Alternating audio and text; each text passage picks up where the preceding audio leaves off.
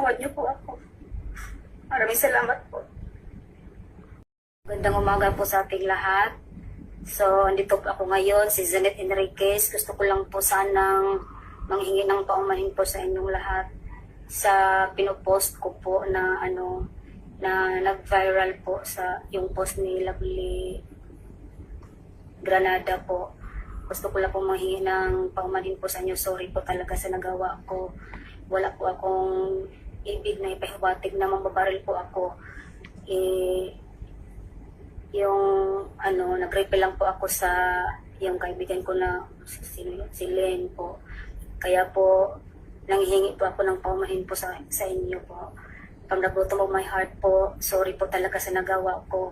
At saka yung wag naman po sanang ibabash yung mga anak ko kasi ang dami po kasi nagme-message sa akin sa mga anak ko na nagbabash po sila. Sana po ay stop na natin po itong inaamin ko po na may kasalanan po ako. Sorry po talaga sa inyong lahat.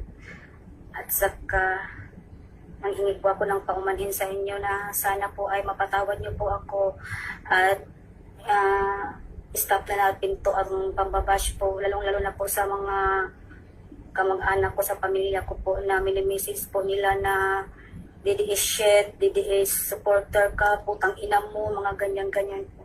Sana po ay matapos na po itong lahat.